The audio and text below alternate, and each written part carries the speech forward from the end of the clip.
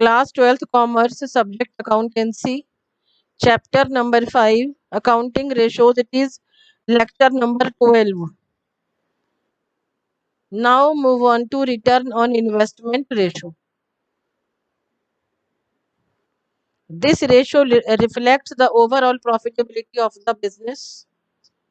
It is calculated by comparing the profit earned and the capital employed to earn it. This ratio is usually in percentage and in also known as rate of return or return on capital employed or yield on capital. These are the names of return on investment ratio. This ratio is usually in percentage and is also known as, is also known as, different names are written. The term investment here refers to the long term funds deployed in the enterprise. As defined earlier, long term funds are also known as capital employed. Long term funds माने जो हमारे लंबे समय के जो उधार है वो, which means a total of shareholders funds and long term loans. These two items are added to find capital employed. This ratio is computed as under return on investment. It is the see how to calculate return on investment. The formula to find return on investment is net profit before interest, tax and dividends divided by capital employed and multiplied by 100. And see, I hope that you might have understood the formula to find return on investment, not interest, return on investment. Since the capital employed includes, अभी देखिए बेटा, capital employed में क्या क्या चीजें include है, अभी पिछली साइड में भी मैंने आपको बताया था. Share holders funds and long term loans, interest, ये these two terms they will be added to find capital employed. Interest paid on long term loans will not be deducted from profits while calculating this ratio, क्योंकि हमारा जो ratio है वो net profit before any expense, तो expense can not be deducted. Capital employed can be computed by any of the following two methods. Let us move on to those two methods. First method है बेटे liability side approach. इसमें देखिए क्या रहेगा, capital employed आपने कैसे find out करना है. When the matter is of liabilities side, how to compute capital employed, share holders funds plus non current liabilities. और नॉन करंट लायबिलिटीज में आपने लेना है एलटीबी और LTP. LTB means long term borrowings, LTP माने long term provisions. Second method है आपका assets side approach. Capital employed is equals to non-current assets plus working capital. And now how to find non-current assets? Now see, tangible assets जोड़ा, intangible assets जोड़ा, NCI जोड़ा, non-current investments, long-term loans and advances जोड़ा. ये सारा add करने पर आपको मिलता है non current assets. Working capital, current assets minus current liabilities. Move on to illustration number 114. देखिए जो भी मैं इलस्ट्रेशन लेती हूँ वो सारी ही आपकी बुक से होती है, जिससे आपको परेशानी ना हो. Calculate ROI. See basically ROI I will teach you and other all adjusting ratios are also given. Inventory turnover ratio, दो रेशो हमें निकालना है.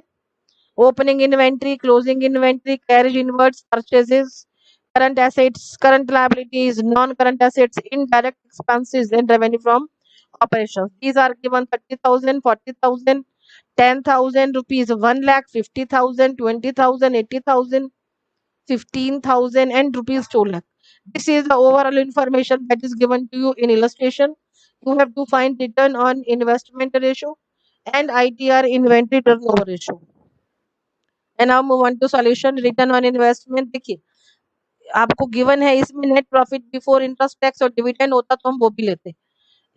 Net profit before interest tax and dividends divided by capital employed into 100. Net profit before tax, before interest not tax, it is interest. Net profit before interest, gross profit में से हमने minus कर दिए indirect expenses. Gross profit is equals to revenue from operations minus हुआ cost of revenue from operations. Then to find cost of revenue from operations, opening inventory plus purchases plus carriage inward. देखिए बेटा जो मैंने add किया है ये सारे के सारे ही आपके डायरेक्ट एक्सपेंसेस हैं minus closing inventory. And now listen, really I don't know how many of you watch these videos. It is your mandatory duty to watch them. आपका बिल्कुल मॉरल ड्यूटी है कि आप इनको देखें। चलिए, cost of revenue operations total आ जाता है ₹1,00,000। 30,000 प्लस 1,00,000 प्लस 10,000 में से माइनस हो गया 40,000, that is of closing inventory. So the cost of revenue from operations it is ₹1,00,000। GP आया आपका, देखिए जीपी का फॉर्मूला ऊपर लिखा हुआ है, revenue from operations minus cost of revenue from operations, this is ₹1,00,000। Net profit before interest के लिए GP minus indirect expenses. NPBT net profit before interest हो गया आपका ₹85,000। कैपिटल एम्प्लॉयड के लिए asset side, now see, non current assets plus current assets minus current liabilities. It means non-current assets plus working capital it is. It is ₹1,10,000. Return on investment 85,000 divided by 1,10,000 into 177 decimal 27%. This is the amount. This is the result. This is the outcome of ROI. ये आपका ROI आया है, return on investment. Things become simpler when student is regular. Things become worst when the student is irregular. Second number, ITR, cost of revenue from operations divided by average inventory. Average inventory आ गई हमारी 35,000, opening inventory plus closing inventory divided by 2 it is ₹35,000। ITR ₹1,00,000 divided by 35,000 it is 2.86 times. ठीक है, T से turnover और T से times, जितना भी टर्नओवर का जो हमारा रिजल्ट है that will be denoted in times. Illustration number 110, from the following informations, from the following calculate return on investment or return on capital employed, it is all same. Share capital 50,000, see there the amount is given to you in rupees. Share capital ₹50,000, reserves and surplus ₹25,000, net fixed assets ₹2,25,000, non-current trade investments ₹25,000, current assets ₹1,10,000, 12%, long-term borrowings ₹2,00,000, current liabilities ₹85,000, NPBT. देखिए, net profit before he हमें tax कर, जो हमें profit चाहिए वो हर खर्चा से पहले चाहिए, that same is given to you. Net profit before tax is given is ₹60,000। The solution, return on investment or return on capital employed. Net profit before interest tax and dividends, अगर dividend होता तो बिल्कुल हम वो भी लेते, upon में capital employed into 100। And now see, net profit before tax it is 60,000, interest has been paid, that will be added back. It is now see, interest on ₹2,00,000 that is at the rate of 12%, 24,000। Net profit before interest आपको given था, before tax आपने निकाल लिया, उसमें 24,000 को plus करके ₹84,000, it is NPBIT, net profit before interest and tax ₹84,000। Capital employed में देखिए क्या क्या है, शेयर कैपिटल जोड़ा, रिजर्व सरप्लस जोड़ा, लॉन्ग टर्म बोरिंग्स और शेयर होल्डर्स फंड्स हम लेते हैं और लॉन्ग टर्म बोरिंग्स लेते हैं। तो share capital and reserves and surplus they are share holders funds. Long term borrowings they वो आपका इसमें चलता है, लॉन्ग टर्म लोन्स में लॉन्ग टर्म बोरोइंग्स हमारे बिल्कुल आते हैं। It is ₹2,75,000।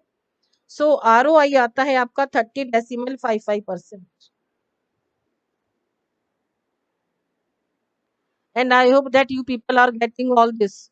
It should not happen that you do not study. Work hard, bete, work hard. Illustration number 111, net profit before interest, net profit after interest है, before नहीं भैया, net profit after interest but before tax, यानी कि जब interest इसमें से minus हुआ है तो इंटरेस्ट का पैसा विल बी एडेड। ये समझिए, क्वेश्चन को पढ़ के क्वेश्चन को आपको समझना है, that is very much mandatory. 15% long term डेब्ट ₹4,00,000 के हैं, 15% जो हमारा प्रीफिक्स है percentage, that is the amount of interest. Share holders funds ₹240, 2,40,000, tax rate 50% आपको निकालना है। Calculate, you have to find return on capital employed. Question क्या गिवन है, Calculate return on capital employed. Return on capital employed is equal to net profit before interest, tax and dividends divided by capital employed into 100. Calculation of profit before interest and tax. Net profit after tax लेकिन before interest 140. जो देखिए उसने बोला after interest, तो interest जोड़ दीजिए. वो कहता after interest and after tax, तो हम इंटरेस्ट भी जोड़ते और टैक्स भी जोड़ते. Net profit before interest and tax आ गया आपका 2 लाख रुपए. कैपिटल एम्प्लॉयड में share holders funds plus long term borrowings ले लिया हमने. Long term debts total 6,40,000. Return on capital employed 2 lakh divided by 6,40,000 into 100, it is 31.25%. It is assumed that shareholders fund include current year's profit. ये हम मान करके चलते हैं कि हम इसमें करंट ईयर का जो प्रॉफिट है वो शेयर होल्डर्स फंड्स में ऑलरेडी गिवन है. Share illustration number 112. Net profit after interest and tax rupees 1 lakh. और देखिए 2017 और रिटर्न के कंपार्टमेंट में आया है ये question.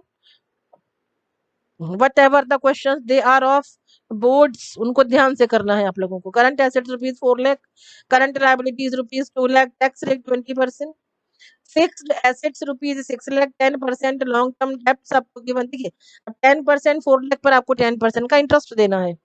Solution return on investment net profit before interest and tax divided by capital employed into 100. net profit calculation of net profit before interest and tax, it is after interest and tax. अब देखिए आप इसमें tax को भी जोड़ेंगे और interest को भी जोड़ेंगे. अब ये देखिए टैक्स रेट आपका 20% है. 20% net profit after tax rupees 1 lakh, तो बिफोर टैक्स हमारा 100/80. अब 80 कहाँ से आया? 100 माइनस 20 दैट इज 80. और ये एनपीबीटी आ गया आपका rupees 1,25,000. Net profit before interest and tax it is rupees 1,65,000. इसमें हमने इंटरेस्ट और टैक्स दोनों को जोड़ दिया जो हमारा 1 लाख रुपीज था. कैपिटल एम्प्लॉयड में fixed assets plus working capital. Working capital means current assets minus current liabilities, it is rupees 8 lakh. Return on investment सीधा फॉर्मूला एकदम ऊपर में लिखा है.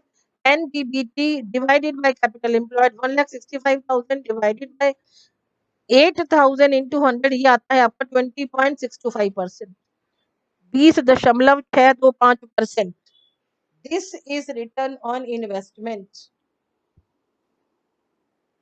Illustration number 113. And now see, in this illustration you have to find return on capital employed.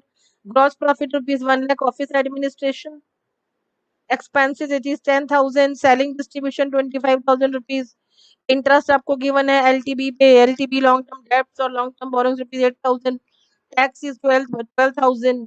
Non current assets rupees 3 lakh, current assets rupees 1,50,000, current liabilities rupees 1,25,000. Return on capital employed again the formula is same. Net profit before interest and tax divided by capital employed into 100. NPBIT net profit before interest and tax. GP में से minus हुआ office administrative expenses, minus हुआ selling distribution expenses.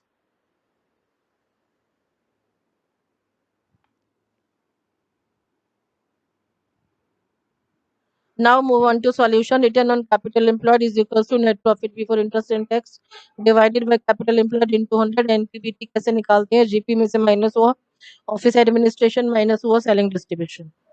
Capital employed now see total जो हमारा capital employed है that is rupees 3,25,000. और जो formula है हमारा return on capital employed net profit before tax और कैपिटल एम्प्लॉयड. एनपीबीटी आ गया आपका 65,000 और कैपिटल एम्प्लॉयड है 3,25,000. So the result for return on capital employed that is 20%. Illustration number 115. देखिए मैं जितना भी मेरा बेस्ट पॉसिबल एफर्ट है मैं कर रही हूँ बेटे. और अगर आप लोगों ने ध्यान से देखा हो तो इस साल का रिजल्ट हमारा बहुत स्टॉर्मिंग रिजल्ट आया है, बहुत बढ़िया, बहुत धुआंधार रिजल्ट आया है. Share capital rupees 4 lakh given है आपको. सी शेयर कैपिटल में इक्विटी कैपिटल 4 लाख है, प्रेफरेंस 1 लाख है, GR general reserve 270 10% debenture 4 lakh, current liabilities 1 lakh. Net profit देखिए after interest and income tax, यानी कि आपको इसमें इंटरेस्ट और इनकम टैक्स दोनों को ही प्लस करना है। इसको एनपी नेट प्रॉफिट आफ्टर को आपको कन्वर्ट करना है नेट प्रॉफिट बिफोर में। It is ₹80,000, rate of tax is 50%। And now see solution पर आते हैं। Return on investment formula again it is the same. And now see calculation of net profit before interest and tax. Calculation see net profit before interest and tax that is ₹2 lakh। Capital employed overall में that is ₹12,50,000।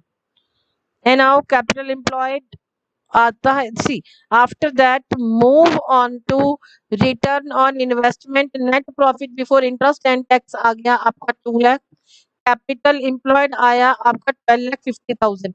इन्होंने यहाँ पे लिखा नहीं है बेटे, लेकिन it is the सी जो मैंने लिखा है, जो लिखा हुआ है बुक का 2 lakh divided by 12,50,000 into 100, this is return on investment. Now you can see net profit before interest and tax अभी हमने फाइंड आउट किया था, that is ₹2 lakh. You can see ऊपर में गिवन है आपको, देखिए 2 लाख रुपया। And then return it is see capital employed 12,50,000, return on investment आ जाता है आपका 16%। ये now see note is given to you. It should be remembered that current year's profit is also added while the calculation of capital employed from first method, that is on the basis of share capital. Illustration number 116. Now see the capital has a loan of ₹20 lakh as part of its capital employed. The interest payable on loan 15% है, ROI 25% है, income tax is 40%. And now you have to find the gain to the shareholders due to the loan raised by the company. Solution: return on investment, again the formula is same, net profit before interest and tax divided by capital employed into 100. चलिए आगे बढ़ते हैं। And now see net profit before interest and tax, that is ₹5 lakh, less interest paid आपका minus हो गया, tax paid आपका minus हो गया, क्योंकि आपको निकालना है net gain to shares, that is ₹1,20,000। Illustration number 117। And now see इसमें आपने सी द क्वेश्चन, इसमें भी आपको निकालना है ROI। Illustration number 117। Following particulars are obtained from the books of X Limited as at 1st March 2020. The amount of shares equity shares they are 40,000 at the rate of ₹10 each.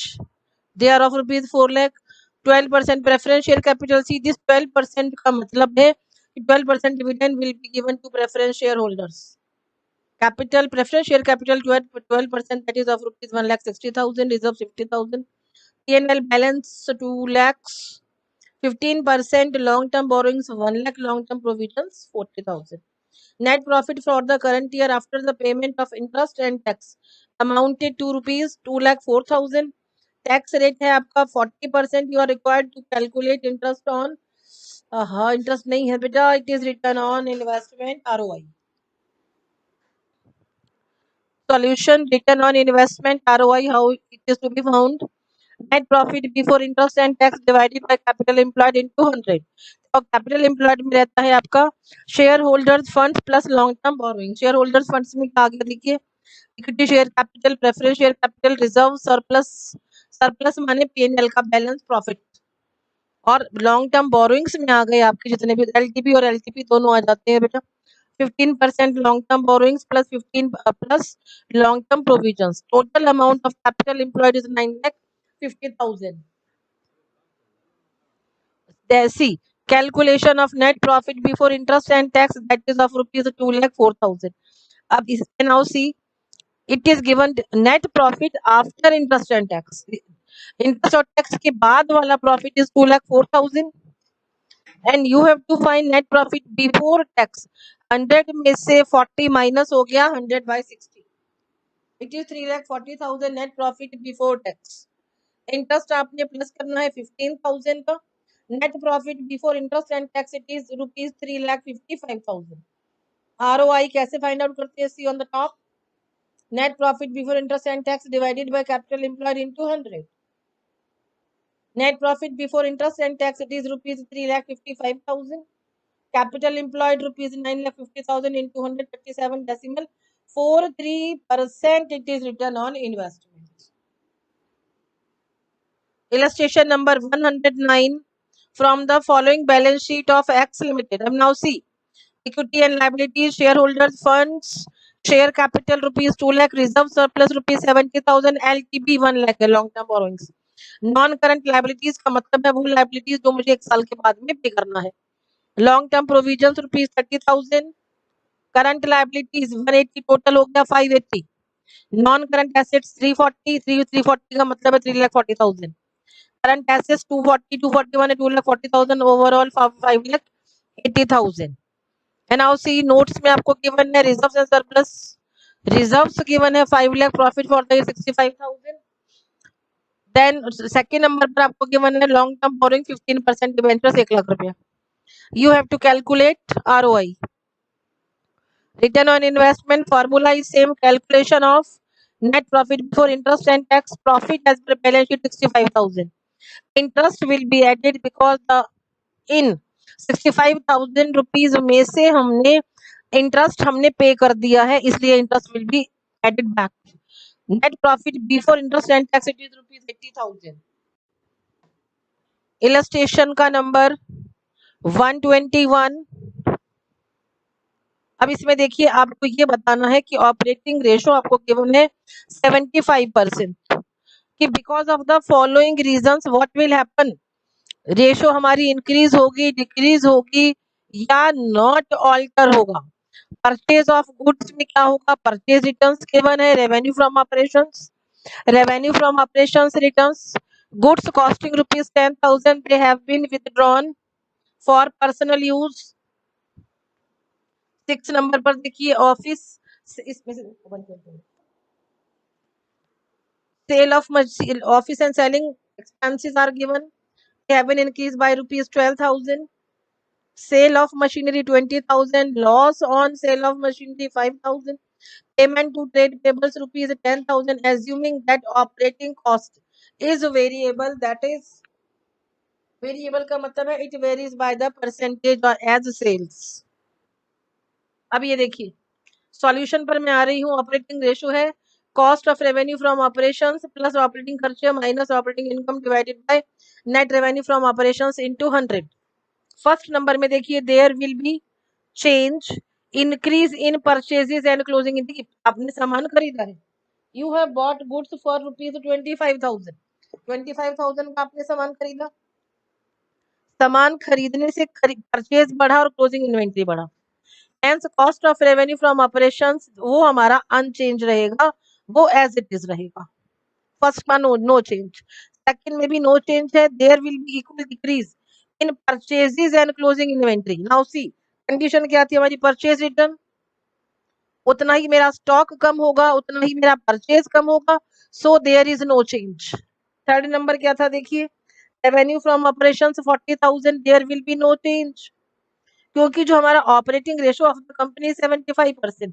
Increasing in revenue from operations by rupees 40,000 will result in decrease in closing inventory by 75,000 of 40,000. इसलिए आपका cost of revenue from operations बढ़ जाएगा 30,000 and revenue from operations बढ़ जाएगा 40,000 से. And see what will happen then, जो आपका operating ratio है that will remain unchanged. Fourth number पर देखिए क्या था रेवेन्यू फ्रॉम ऑपरेशंस रिटर्न्स. इसमें भी जो आपका रेशो है operating ratio that will remain unchanged. Point number 5 था हमारा goods costing rupees 10,000 withdrawal for personal use. There will be equal decrease पर जितना का पर whatever wherever it is return no change. दोनों में एक जैसा इफेक्ट आ रहा है बेटे. See there will be equal decrease, purchase भी उतना ही कम हुआ, क्लोजिंग इन्वेंटरी भी इतना कम हुआ और इसलिए जो आपका cost of revenue from operations है that will remain unchanged. So result will be no change. 6, 7, 8, 9 see 6 में है आपका इंक्रीज, क्योंकि आपके ऑपरेटिंग खर्चे ही इंक्रीज हो गए बाय 12,000। 6 नंबर एक बार देखिए, office and selling expenses increase by 12,000।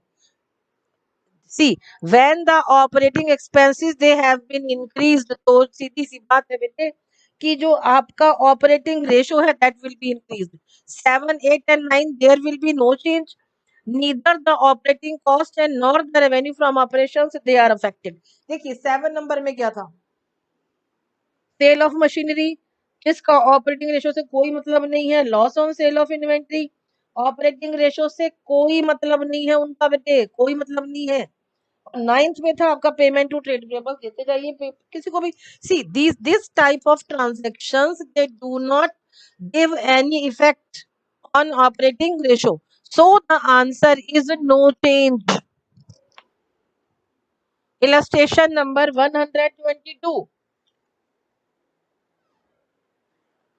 And now listen, gross profit ratio आपको गिवन है 20%, और आपको अब ये बताना है कि फॉलोइंग ट्रांजैक्शन से इंक्रीज डिक्रीज या नो चेंज होगा in gross profit ratio. Point number 1, purchase of goods 1 lakh, goods costing rupees 10,000, they have been withdrawn for personal use. Third number, goods costing rupees 15,000 distributed as free samples. Fourth number, goods costing rupees 1,50,000 जिसको हमने बेचा 2 lakhs में। Fifth number, goods costing rupees 3,40,000 उसको हमने sell किया 4 lakhs में। Revenue from operations is rupees 2 lakh। And now see point number 1, gross profit पर change क्यों नहीं होगा, देखिए रीजन में in reason the point is written there will be equal increase in purchases and closing inventory and hence cost of revenue from operation they will remain unchanged. दोनों एक जैसा बढ़ेंगे, इफेक्ट कुछ भी नहीं होगा। सेकेंड एंड थर्ड में what will happen, see there will be equal decrease in purchases and closing inventory hence cost of revenue from operations they will remain unchange. Now see it was for second and third. Fourth number देखिए, gross profit आपका पहले से बढ़ा है since the GB existing, जो हमारा GB है that was 20% and now it is 25%, so the result is in increase. Increase लिखा हुआ है देखिए। फिफ्थ नंबर में क्या बोल रहा है बेटा, वो जीपी आपका सी। फोर्थ नंबर एक बार पढ़ लेते हैं। सी 4 lakhs में से माइनस हुआ 340, 60,000 GP ratio 60,000 divided by 4 lakh into 100 it is 15%. Since the existing gross profit ratio it is 20%, it will अब तक कम हुआ है, so result has been written increase. Point number 6 देखिए, there will be no change and what is the reason, gross profit will increase by same percentage। gross profit आपका same percentage से बड़ा है इसलिए there will be no change। And listen to your homework. See, and now listen to your homework. Solve questions from 108 to 118. Thank you so much. एक बात सुनिए ध्यान से, इस साल का रिजल्ट हमारा ब्लास्टिंग रिजल्ट आया है। The same I expect from you people, वही मैं आप लोगों से चाह रही हूँ। बहुत मेहनत से पढ़िए। Thank you so much, God bless you.